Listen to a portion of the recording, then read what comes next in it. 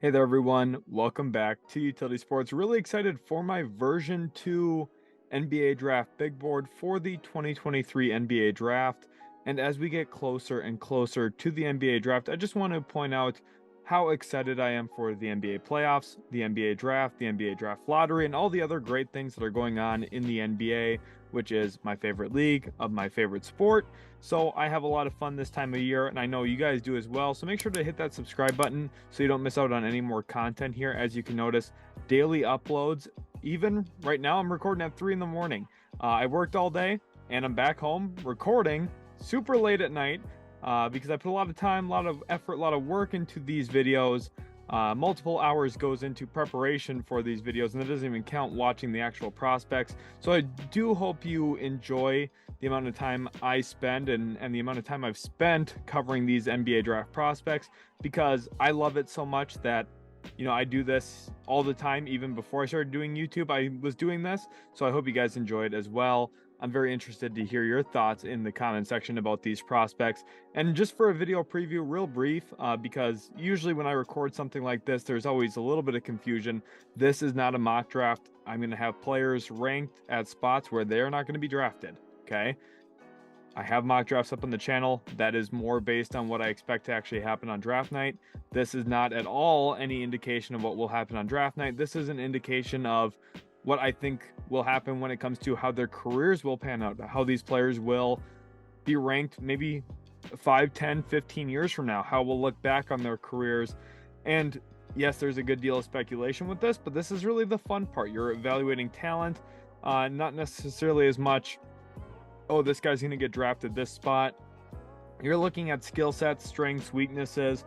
And in this video, we're going to mostly focus on strengths, but weaknesses are always a part of it. And, you know, most players can overcome some weaknesses, whether that's through development or just having some really great strengths that mitigate some of those weaknesses. We'll talk about all of that in this video. So just keep that in mind, that this is not a mock draft. And if I have a player ranked somewhere, it does not mean I think that they're going that number pick. That's just where I have them currently listed on my big board. And let's start at number 30, and you actually get a 2-for-1 here, because I was really split, and I know Jordan Walsh is going to make people go, whoa, this guy's got Jordan Walsh there. And yeah, I have him tied with Ryan Rupert as of right now for my 30th ranked prospect, which, if you've been watching the channel, you know that I do not go off of consensus. I do not care what CBS Sports, ESPN, I don't care what Jonathan Givony has to say. I use my own eyes to evaluate these prospects. The way I consider myself in this realm is somebody who I want to have my own content. I want to have my own opinions, and I don't say stuff just to have a hot take. But there's not a lot of difference between Ryan Rupert and Jordan Walsh right now. Rupert, I think, is a little bit lesser known because he spent this past year in the NBL. He's also French born. Obviously, you could tell by the last name Rupert. But Jordan Walsh is a little bit more known. He's been a Instagram sensation for the last 3-4 years. Back in high school, he had a lot of media following and had some viral clips. And both of them have seriously good strengths. They actually project very similarly at the NBA level. Of course, Rupert from the New Zealand Breakers, Jordan Walsh from Arkansas. Both of them are about 6'7". They're prototypical wing size. Both are very athletic.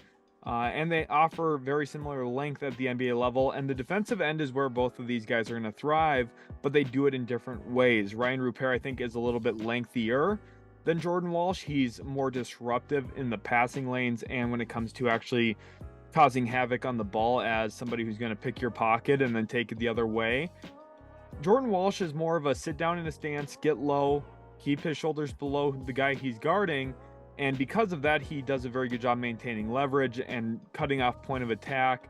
And for good amount of the season, he was Arkansas's best perimeter defender. Now we'll talk about another guy who shined in that role as well quite a bit later on in this video. You all know who I'm talking about, someone I'm also very fond of. But I think Jordan Walsh, somebody who at the beginning of the year, most people did look at him as a first-round guy. He is definitely not going to be drafted in the first round, but I do think there's a lot of upside still there as somebody who can grow into a defensive-minded role. He's got the prototypical length, the size, and honestly, both him and Ryan Rupert are very raw offensively. in my eyes, from what I've evaluated, I don't think that there should be a lot separating these two, but you've seen it around. I'm sure that people are much higher on Rupert than they are on Walsh, despite similar size, physicals, skill sets currently. Now, is it possible one of them turns out way better than the other? Yes. Could that be dependent on where they get drafted? 100%.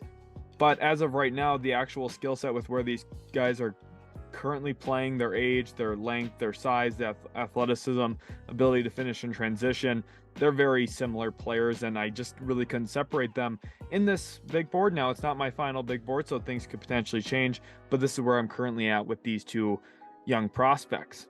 Then we get into 29, and I've got a guy here in Jett Howard, who at the beginning of the year was probably much higher on a lot of people's boards, but I think some of the steam for him has fallen off, and missing some time at the end of the year definitely did hurt him, especially with a guy like Kobe Buffkin starting to steal some of that, success that we saw from Jett early on at Michigan. Some of the positives, though, he is 6'7", and he's a well-rounded player who probably fits in a variety of styles, can help you in a variety of ways, whether that's on the ball, off the ball as a cutter. He's got good strength. He's a pretty built player when it comes to a collegiate athlete. I think he's going to step into the NBA and not get out-bullied immediately, because he offers pretty good size. Now, I think some questions around the skill set specifically linger about his quickness with the ball in his hands, and also his ability to shoot the basketball. Those are two areas where he's got to get better. I think he's got to get a little bit quicker. That's a very tough thing to do. But some of that stems from comfortability as a ball handler. He did do quite a bit of that for Michigan, specifically off of some of their Zoom series that Juwan Howard himself likes to run as a coach. Jett Howard was the beneficiary of that quite a bit, because he would find himself with the ball in his hands moving downhill already, but he doesn't do a lot when it comes to isolation off the dribble. I think that that's a lot that he needs to work on and improve on. And realistically, in the NBA, he's not going to be asked to do that very frequently, but his ability to attack closeouts is really one of the big things I'm looking at, because if you can't attack closeouts because you're not the quickest guy and you're not shooting very well, that's a red flag for me. But I do think he makes up for it with kind of the pace of play he plays with. Again, some of that size, strength, physicality that he offers as well. I think he's a solid player. He's somebody I'm not enamored with, but I think that there's roles for him to succeed. And I also really struggle evaluating Michigan wings specifically. I also chalked up some of Franz Wagner's skill set to being schemed off of some of those Zoom series sets I alluded to with Jett Howard. So is it possible I'm wrong on this guy? Yes. And I'm somewhat worried about that. But as of right now, I do feel decently confident with where I have him. Now, it's possible, he could shoot up 4, 5, 6 spots, maybe slide down a few spots as well. This range is very tight, which moving into 28, we have Bilal Coulibaly, who I've not talked about very much on the channel this year, despite being a very intriguing prospect. Most times in my mocks, I found him just kind of on the outside looking in a little bit in terms of the first round conversation, but he is a player I like quite a bit. He's got intriguing length. His handle has significantly improved from where he was about a year ago to where he is today. For the Mets 92, playing alongside Victor Wembanyama, by the way, he has had a lot of scouts have eyes on him, which I do think helps him when it comes to his potential draft positioning. And then secondly, he's somebody who he's growing with that handle. He's now capable of splitting defenders, out of the pick and roll, which is something a year ago I don't believe he would have done very consistently. He's also gotten much quicker with the ball in his hands. And that athleticism plus the length plus the handle are all the things that most scouts are hoping to see from a self-creation standpoint and an upside standpoint.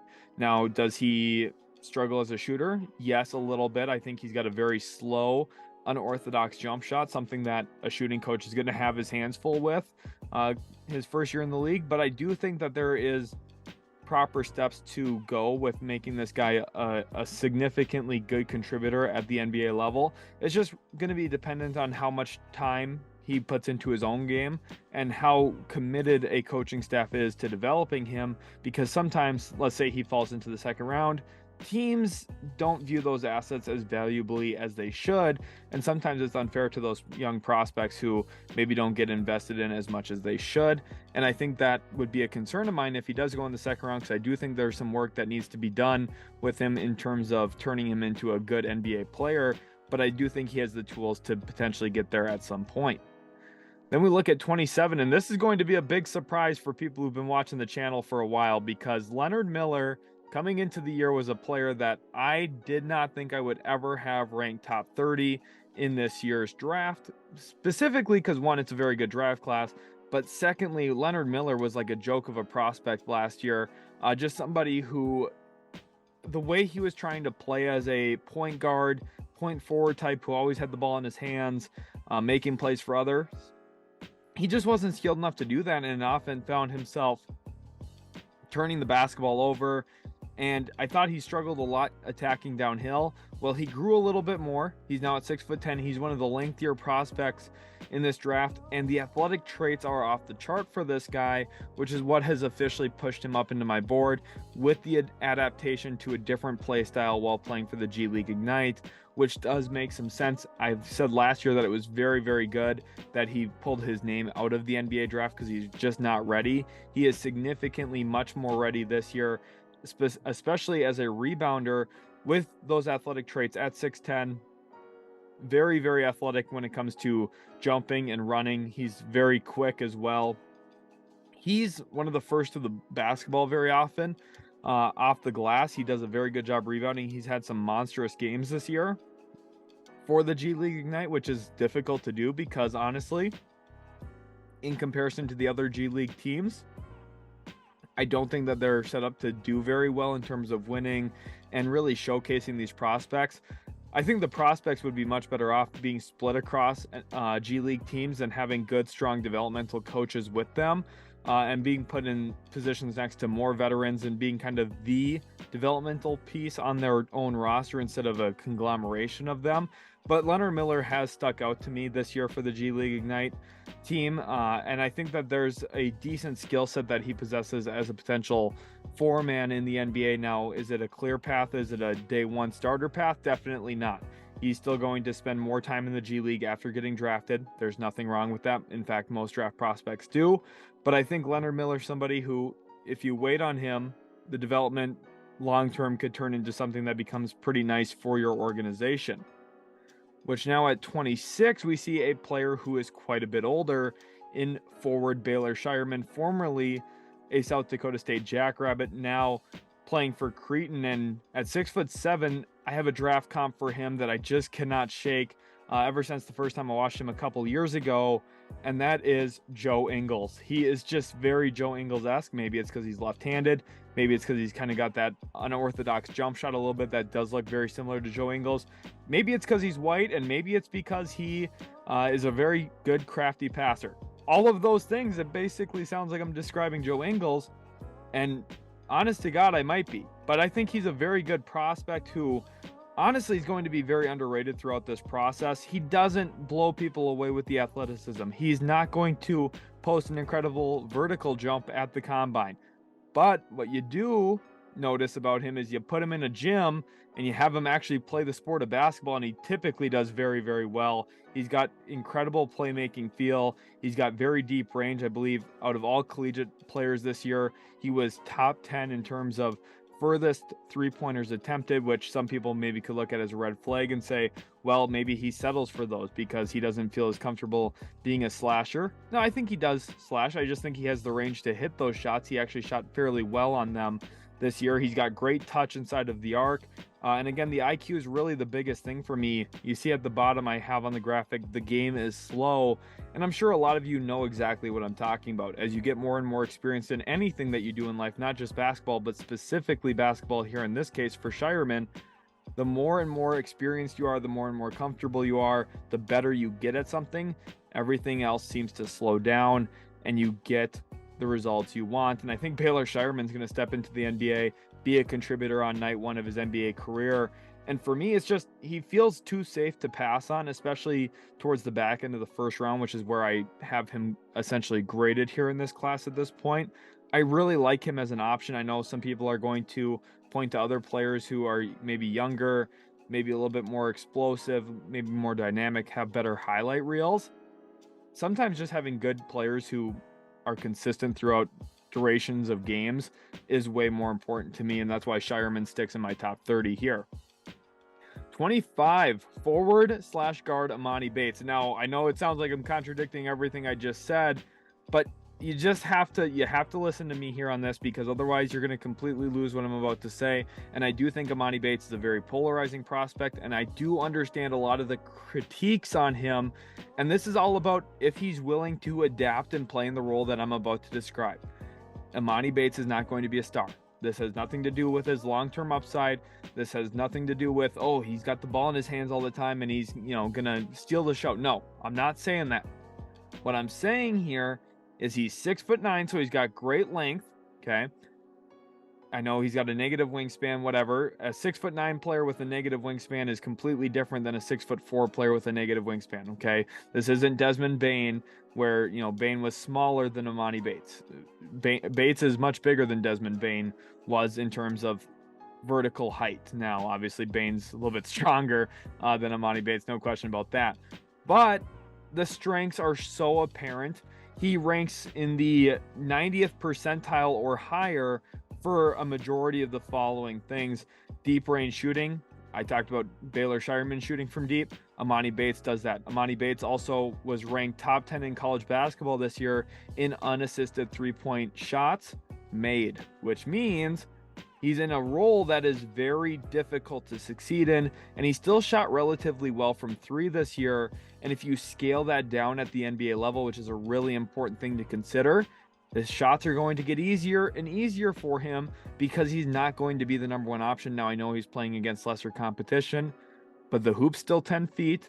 A shot from 28 feet is still from 28 feet, and doing it off the dribble is difficult. Imani Bates, now you might say, well, why is he settling for that? And this is the issue with him. This is why he's not higher, because I'm not confident he's going to be willing to play in a role. But if he does, he's going to be very, very good in that role, because he's a skilled shooter, especially when he's on balance, when he has his feet set and square to the rim, the shot usually goes in. And by the way, good luck closing out on this guy, because he's one of the quickest players I've seen in the draft in the last few years, around 6'6" or taller. And oh, by the way, he's 6'9". Now, he's very wiry. I think he's going to struggle finishing around the rim early in his career, so he might not punish those back closeouts as frequently as we'd like, but he's going to be able to get downhill. And if you mold this guy the right way, you give him time in the G League to really learn what you want him to become, I really do think there's upside here, and not as a star, but as a very good role player. And that's what I see in him if everything goes right. Now, the floor is very low as well, so this is a little bit of a risk for me, but I do like Bates' skill set quite a bit. 24, Amari Bailey, a player who has really risen on my board quite a bit over the last couple of weeks, specifically through March Madness. I think he had a very nice March for himself, not only scoring the basketball, but impacting the game in a lot of different ways. He was a guard that I had on my radar as a first-round possibility before the year started, and then I think the noise on that kind of quieted down a little bit with the start to the season he had for UCLA. But slowly as the year progressed, I think more and more buzz started to generate back around him.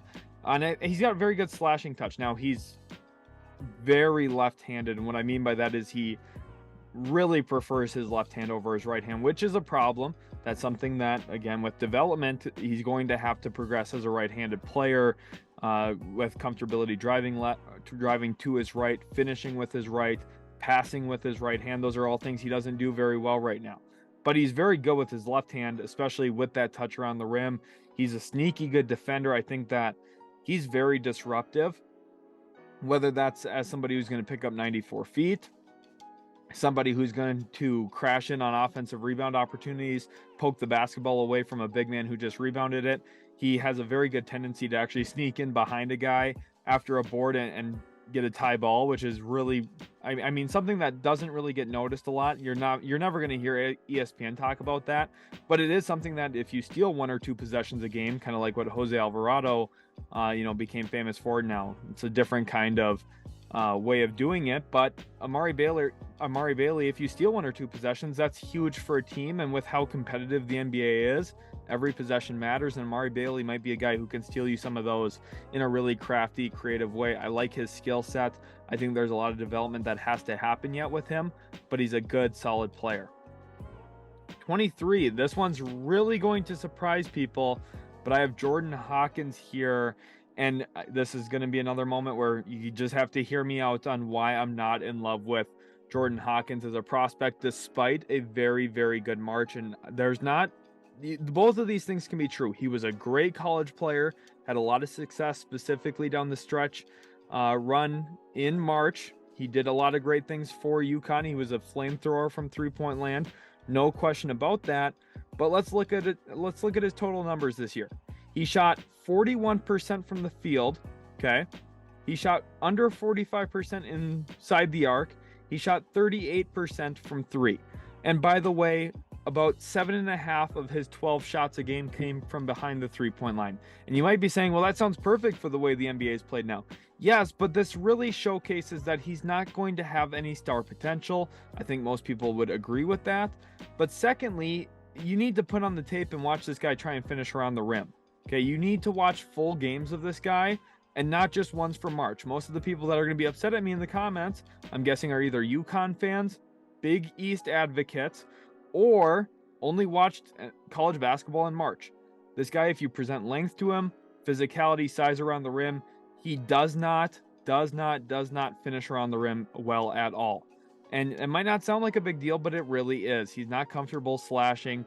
Now, if you give him a clean lane to the rim, he's going to go up and dunk it. There's no question about that. He's a pretty good athlete.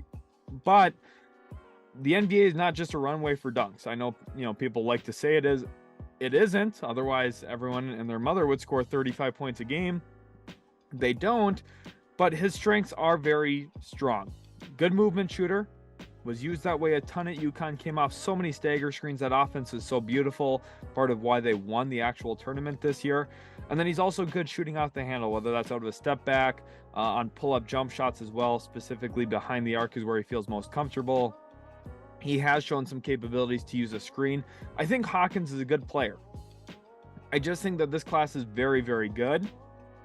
And I'm not going to overreact to him shooting the ball very well in March off of a lot of, difficult shots. A lot of credit to Hawkins. But in the Elite Eight game or against Gonzaga, he goes 0 of 5 from 2. And that's a red flag for me when you're evaluating a prospect. Does he become a very, very good player in the NBA? Probably not. He becomes more of a role player, which again, there's nothing wrong with that. I just hyped up Imani Bates saying how awesome it would be if he became a role player. I think Jordan Hawkins is a much safer selection as a role player, which is why he's higher on my board, because I think it's a lot more likely he fits and excels in that role. He's a good player. I just don't ever think he's going to be a great one. Again, no knock on him. 22, I have Gigi Jackson here, who has the potential to become a great player, but also has a much lower floor. I'm kind of splitting the difference here. I don't fully know what to believe yet on Gigi Jackson, if he's going to become a very, very good player, or if he's going to be a total bust and out of the league in 5 years, because I think either is a real possibility. Gigi Jackson statistically had a much worse freshman season than Imani Bates did at Memphis, and both of them under very similar circumstances as guys who reclassified, came into the collegiate game a year early. And for South Carolina, there wasn't a lot of talent around Gigi Jackson, so he became instantly the guy. And he does have the size at about 6'9". A lot of teams could see him being a skilled 4. He's got the raw skill set to do that as well. Very good handle. He likes to shoot a lot of three-point shots, which I don't really recommend for him. I would like to see him be more aggressive in terms of getting paint touches and trying to finish at the rim, because he's got that size. He's got the, I think, skill set as a finisher to probably find success there. But the developmental upside is massive. If things go right with Gigi Jackson, I think that he could be a real boom player in this draft.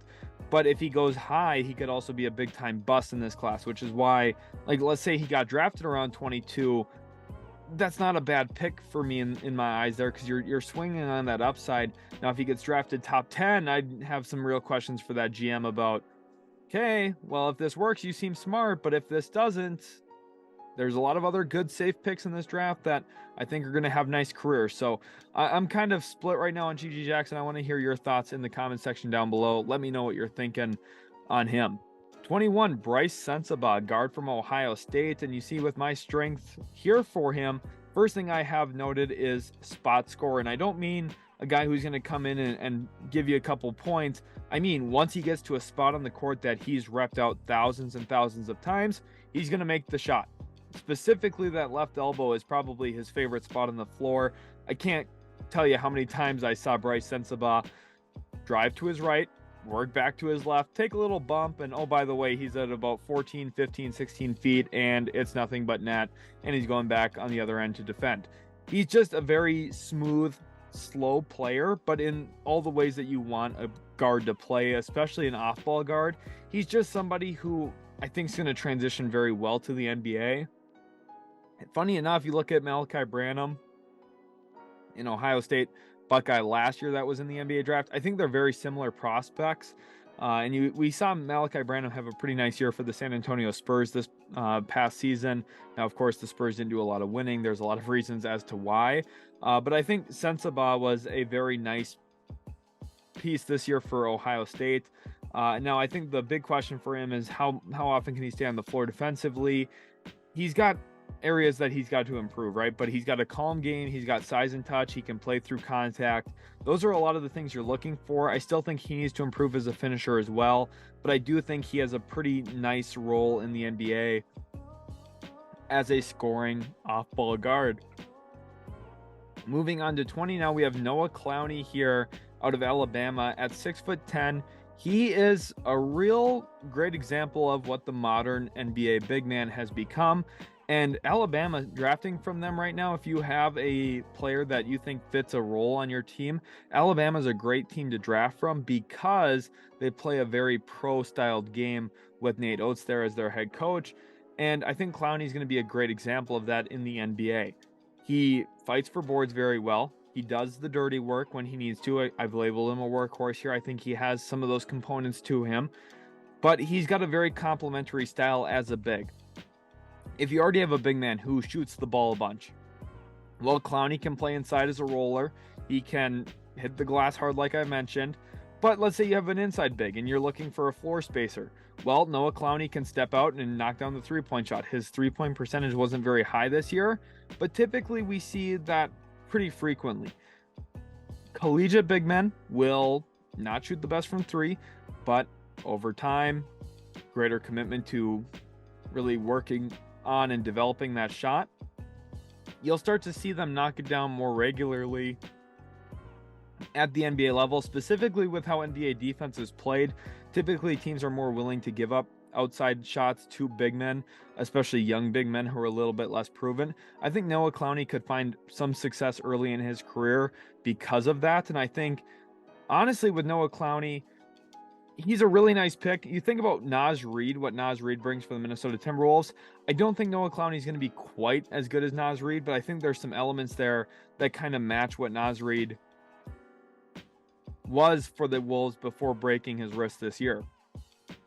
At 19, we have forward Kris Murray out of Iowa, and not very often you talk about two Iowa prospects getting drafted in back-to-back years in the first round, but Kris Murray is going to be a lock to be a first-round selection this year, just like his brother Keegan last year, who went in the top 5. Kris Murray's a very good player.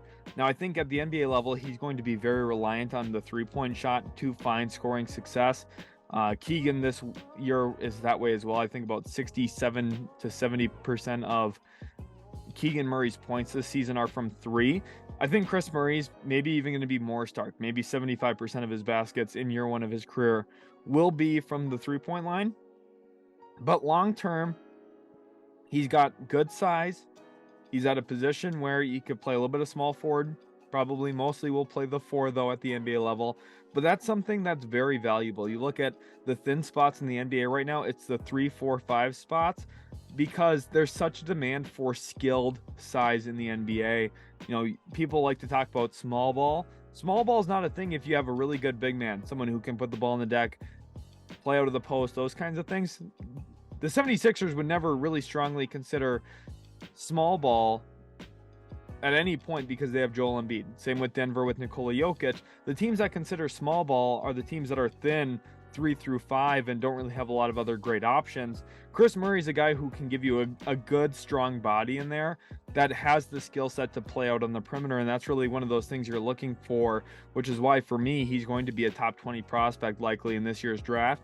And honestly, when it comes to his actual draft range, I think it starts maybe as high as 15 in this year's class. Then at 18, looking at guard Jalen Hood-Schifino from Indiana, a prospect that has really started to grow and grow and grow in my eyes in terms of where I would rank him in this class, because he's got the prototypical size you're looking for at point guard at around 6'5". And one thing he does very well that a lot of guards do not do typically coming out of college is he sees the floor. He's a peripheral passer. And what I mean by that is when he's going downhill, he sees both corners. He's looking out of the corner of his eyes, and he's able to read the defense and make the right play. We've seen him whip some incredible passes this year. Now, sometimes does he miss open passes as well? Yes, but he's got a very nice mid-range jump shot. The one issue is the NBA is very, very deep at guard. I just talked about the lack of depth 3 through 5. This is a tough time in the NBA to be a guard. There's so many good, skilled guards in the NBA right now that position is becoming less and less vital to draft, especially outside of the top 5 or top 10. If you're not a top 5 or top 10 guard, it's typically hard for you to find consistent play time. You look at some other examples, even some second round guys like Jason Preston really has yet to play any games in the NBA for a significant amount of time because, well, he was a second round guard. Whereas you compare that to other second round players like a Herb Jones, obviously completely different players, but he was 6'8" and versatile, and all of a sudden he's on the floor. I think Hood-Schifino with his size at least gets probably a little bit more likely of a chance to be on the court quite a bit more, but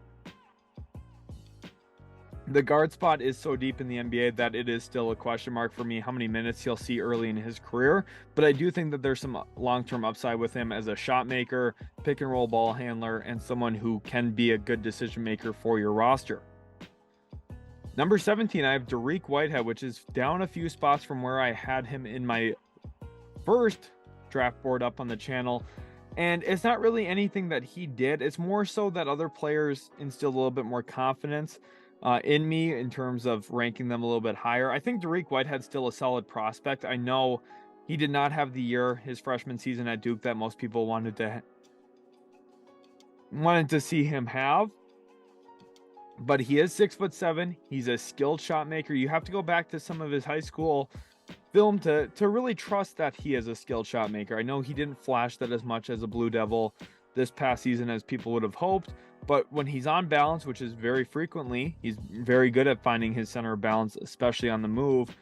The shot goes in pretty frequently.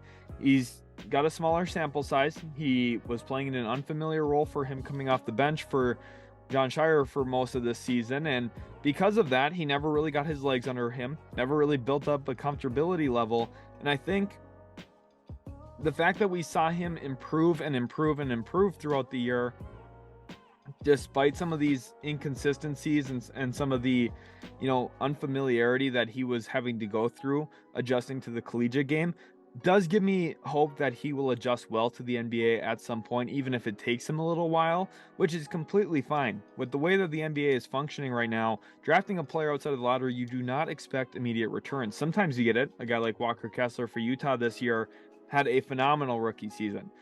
But most of the guys outside of the lottery do not. I think one guy who was drafted outside the lottery last year that I would really compare him to is AJ Griffin, also out of Duke, a player I really liked in last year's draft as well. I think they have similar skill sets offensively.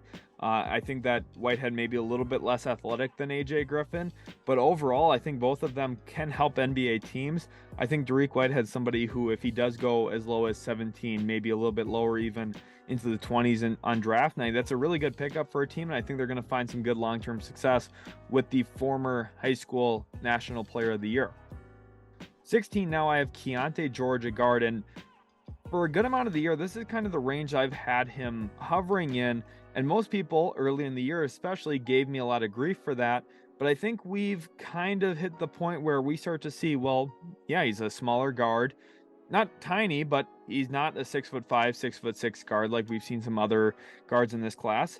And what's his real role? I think the biggest thing is if you're an on-ball scorer like Chiante George is, he's got serious shot-making capabilities.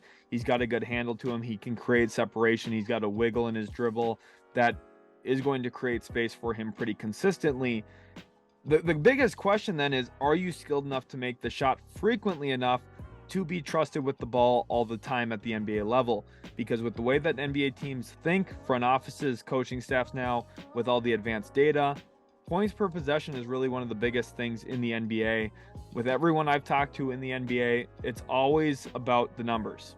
And honest to God, I don't think it should be that way, but a lot of the time it is. And because of that, if you're shooting 42% on 2-pointers, that's 0.84 points per possession. That's not very good. But if you're shooting 50%, that's 1.0 points per possession.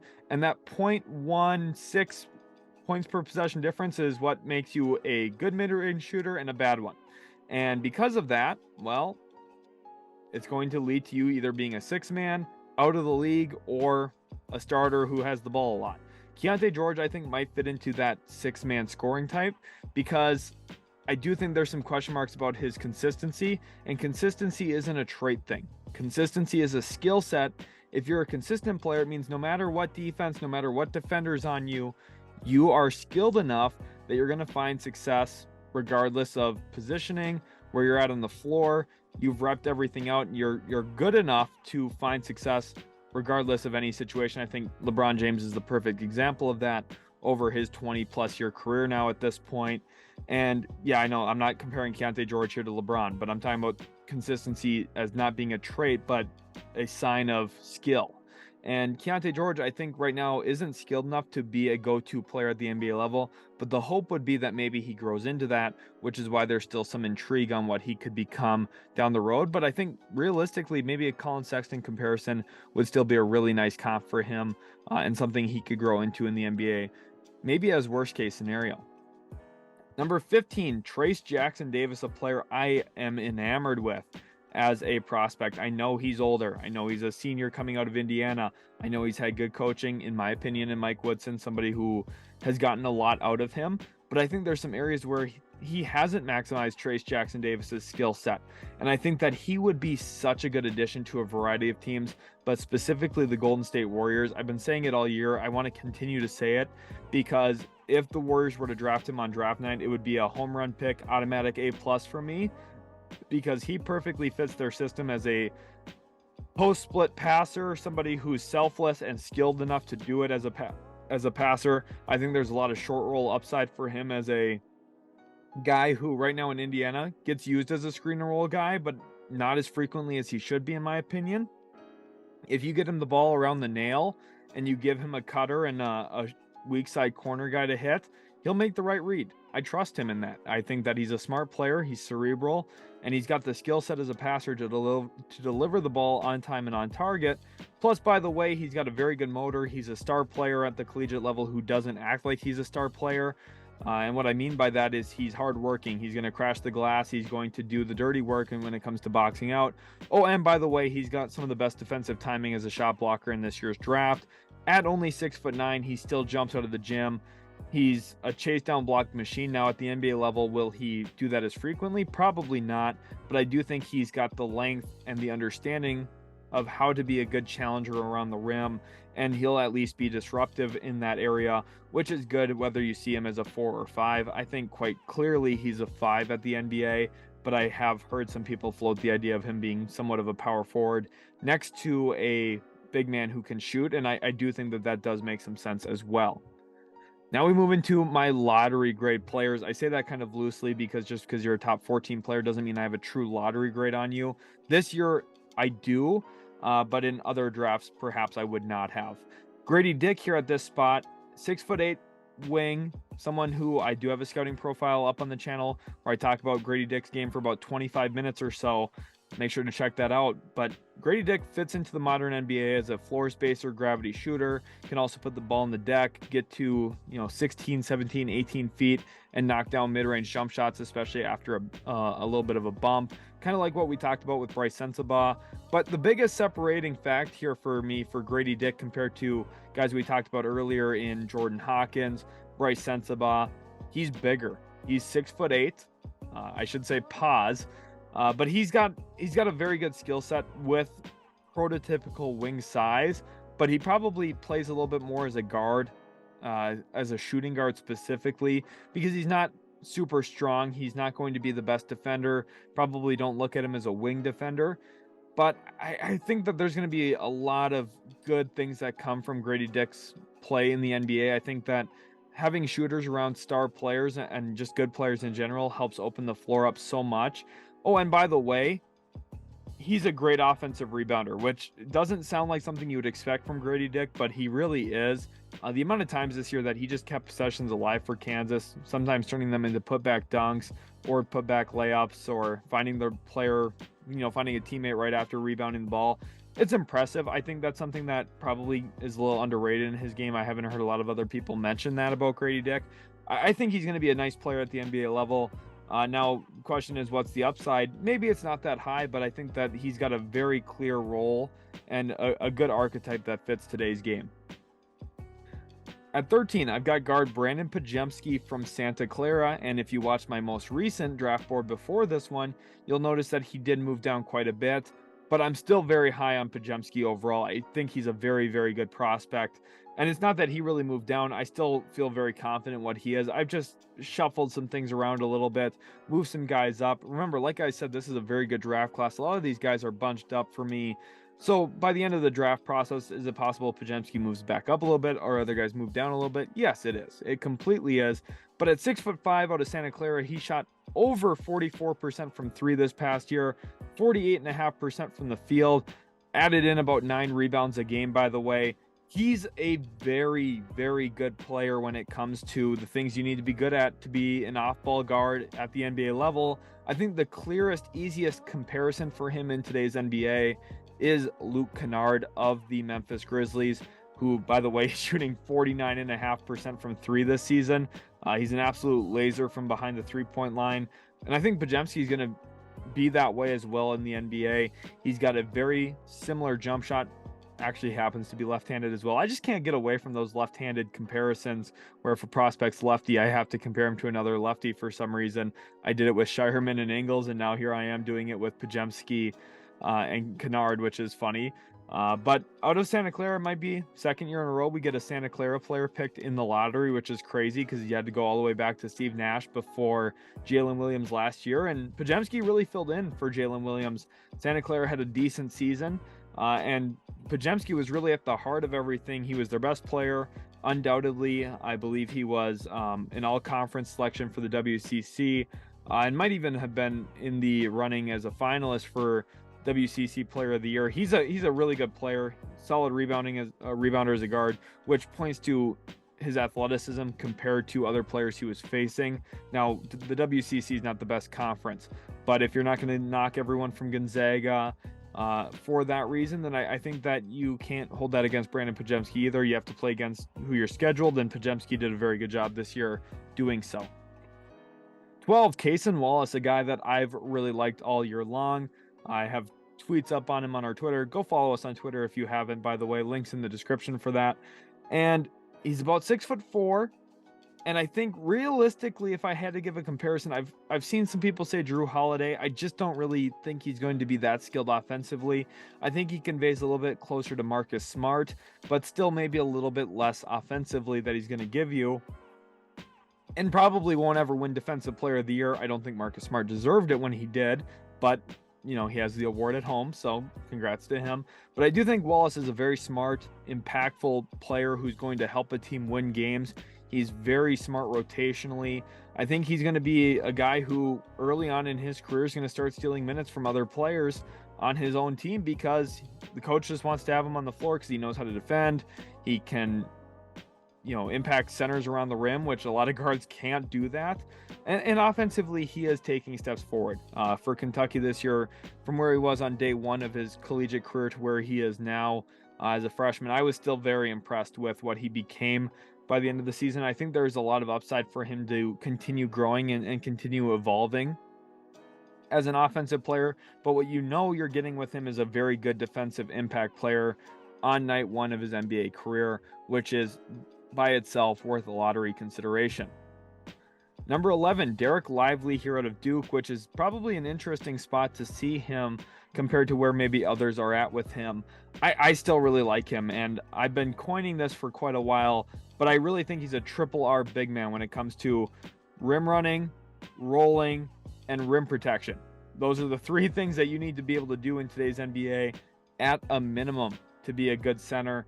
And Dereck Lively does all of them very, very well. He's a perfect lob catcher. And what I mean by that is he can really go out and catch lobs no matter where the basketball is placed in the air. Almost seems like Dereck Lively is going to come away with it. Something I don't think Duke utilized enough this year.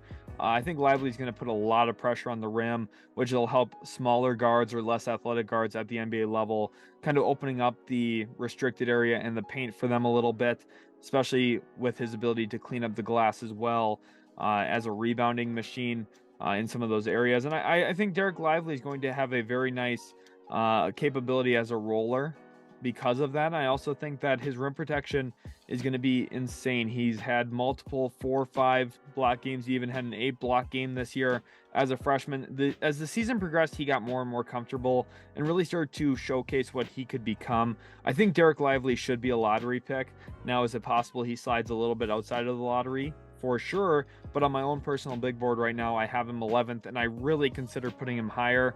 And like I said multiple times in this video, I really think center is a thin position.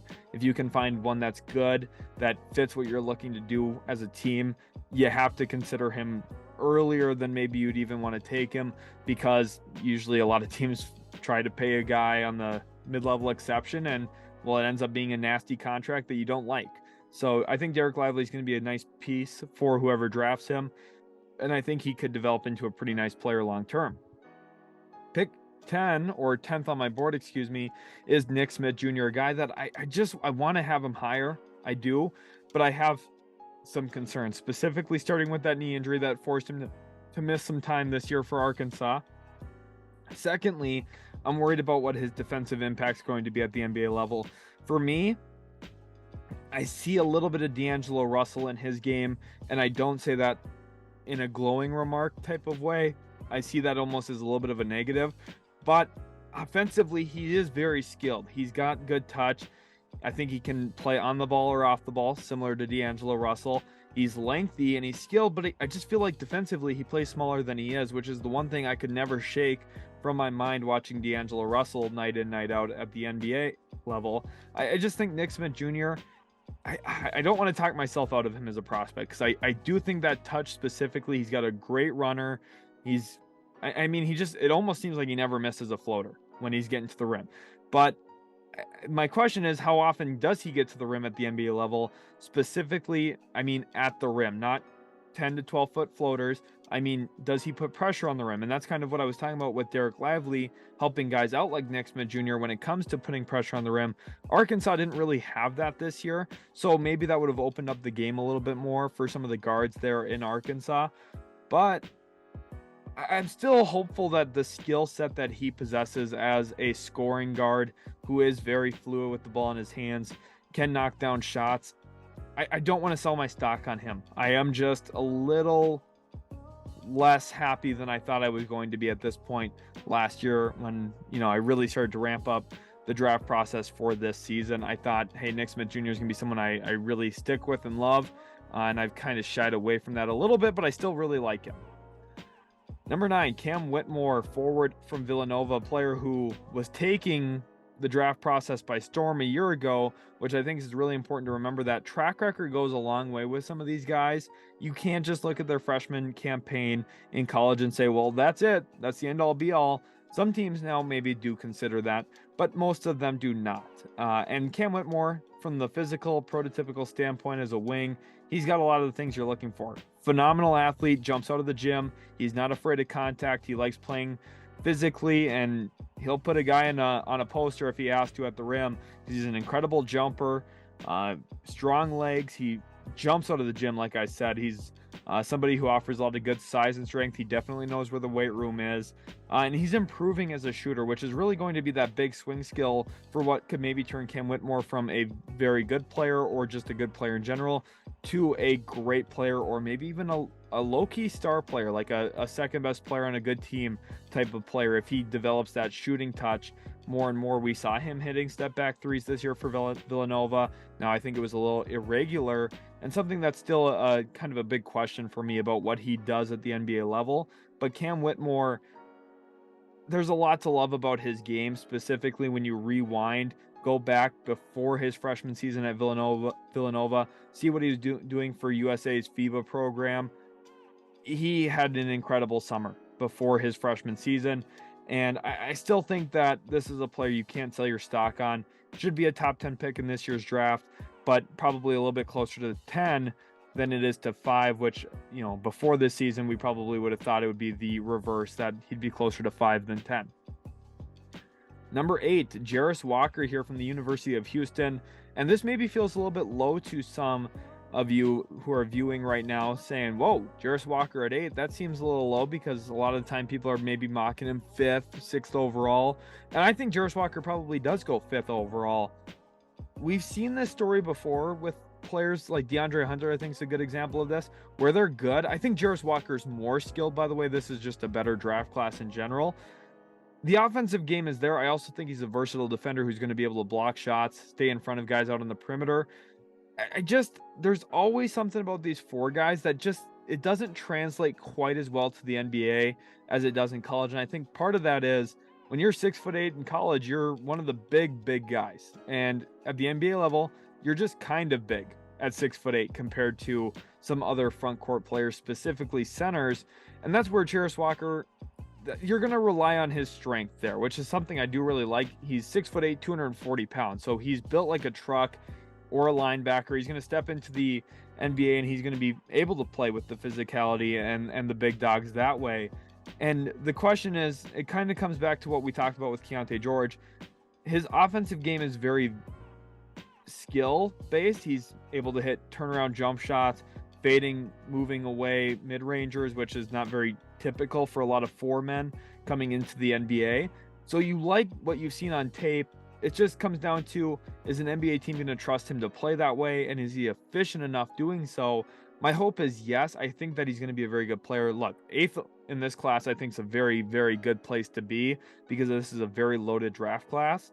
But the question is, how much does a team play into that? How many touches a game does he get? Because if he's not a focal point of your offense, I feel like you're not taking advantage of his offensive skill set enough. But then the question is his offensive skill set enough to win games at the NBA level? And I think there's going to be a big question there about how good can he be. And there is a lot of upside, but at the same time, does he ever fulfill that, which is one of the big questions.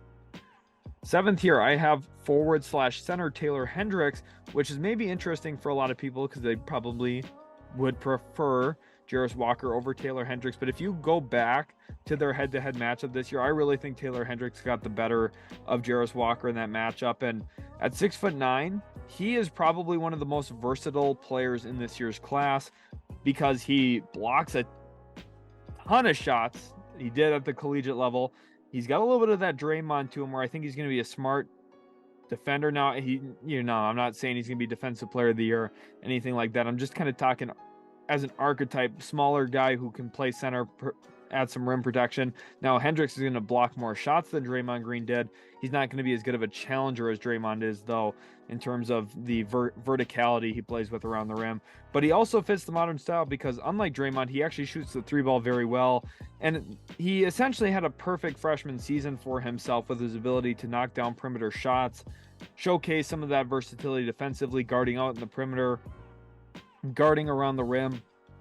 He's a hybrid 3-and-D type player who offers great athleticism. He's moldable. He was the guy for UCF this year, but I don't think he's ever going to be asked to play in that role at the NBA level, which means you scale down his role a little bit, probably find a little bit more success in terms of statistical output with regard to efficiency, which is why I think he's going to have a very nice career in the NBA. A lot of teams are looking for players like Taylor Hendricks. The issue is there's not very many of them that come around, which is why I'm very high on him in this draft. I went back and forth between him and Jarace Walker, who to have at 7 and who to have at 8. Ultimately, in this big board, I landed with Hendricks at 7, but you could have very easily swapped those two as well. I gave Hendricks this slight advantage because of their head-to-head matchup. Then 6, I have Alistar Thompson, somebody who's continuing to grow on me a little bit more and more each time I revisit the film on him. And I have him listed here as a forward/guard. I'm starting to believe maybe he's a little bit more guard/forward. And I know that's not really a big difference. It really isn't. But, I mean, every time I watch him, I just think maybe his handle's a little bit better than I give him credit for. And maybe his playmaking capabilities better than what I've given him credit for. And oh, by the way, he might be the best transition passer in this year's draft when it comes to bringing down a board and hitting a guy on an outlet. He did that a variety of times for Overtime Elite in his squad, specifically the City Reapers. Now, I know that league's not the most competitive, but he was still throwing accurate, somewhat full court passes. So he's kind of a break starter in that way, what we saw with Kevin Love back in Minnesota. Did that a little bit in his Cleveland days as well. Now, Alistar Thompson is a completely different player. He's way more athletic than Kevin Love. He's not going to be the offensive rebounding machine that Love was, though, especially in his early days. But he is an improving shot maker. And to be honest, it might be very good value in the draft with where you could get him, because his game is semi-similar to his brother, Amen Thompson, who's likely to be a top 3 or 4 pick in this year's draft. Alistar Thompson probably goes pick 5 or later, which if you're getting a guy at 5, 6, maybe 7, who's comparable to the 3rd overall selection, you have to feel really good. He's got incredible athletic traits, finished so many lob dunks this past year, just absolutely jumps out of the gym. And by the way, he might grow into becoming a very good point of attack defender. I think that's something that is yet to be seen with him, but he has all the traits to do that. He's lengthy, quick, athletic, jumps out of the gym.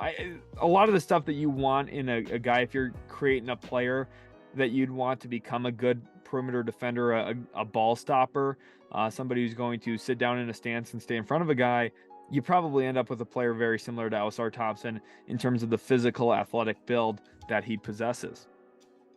5th, now I have guard Anthony Black, and this is maybe going to be pretty high to a lot of you who are maybe not as in on Anthony Black as I am. But I'm telling you, I was super high on Josh Giddey. When Josh Giddey came out of the NBL, I believe I was the first person to mock him as a lottery pick. I did that before Christmas that year, and most people didn't really start getting onto that buzz until a little bit after January. At that time, you know, these are rough dates. This is off the top of my head. I don't have the exact date of the video that I posted, but I could maybe go back and look at some point. Maybe I will. Nonetheless, I think Anthony Black is maybe a better Josh Giddey. Now, I'm not saying that 100%. Josh Giddey's a very good player in the NBA, but I think Anthony Black has a lot of the similar skill sets, and I think there's a lot more defensively that he's going to be capable of doing, because he's probably a top 2 or 3 defensive playmaker in this year's draft. Something I really liked about him coming out of high school was he uses his length very well. He's a tall guard at 6'7", and he understands that, hey, my arms are incredibly long compared to the guys I'm guarding most times, and he just casually tips passes or jumps into a little help situation, and he's got very good hand-eye coordination with his ability to actually poke the ball loose on ball handlers. He strips a lot of guys as a help defender, and I think that's going to be a nice little added benefit to drafting him. But really the big hinge factor, and something I do believe in right now, Anthony Black is going to become an on-ball defensive stalwart. Now, at this point, I don't think he is there quite yet. He does do a good job cutting guys off, but he's a little slim to really hold guys off from getting to their spot, especially playing through contact. I think you get him in an NBA weight room, he gets a little bit bigger muscle-wise, and he gets a little bit more muscular in general, a little bit more strength into that core, and he's going to be able to really prevent guys from getting to where they want to go. He's smart. He chops his feet very well, understands how to leverage his positioning. It's just about being stronger and getting better training on how to do the things he's already pretty good at. And I think that's really what's going to open up his game on that end of the floor. Then offensively, I know the big concern is, well, he's not really the best shooter. I get it. We've seen a lot of guards like this, and sometimes some of them turn out to be RJ Hampton. Some of them turn out to be Josh Giddey. And if you want to know the difference, the 2 to 3 inches of height go a long way, which is part of why I'm so high on Anthony Black. And secondly, if you're a very skilled ball handler who can run an offense and pass, compared to just being a good athlete, that also goes a long way. Anthony Black is a lot closer to Josh Giddey than he is RJ Hampton, with his ability to run a pick and roll, with his ability to understand I get to this spot on the floor, the defense is going to rotate this way, and oh, by the way, he's probably one of the more skilled passers, if not the most skilled passer in this draft in terms of fitting passes in tight windows.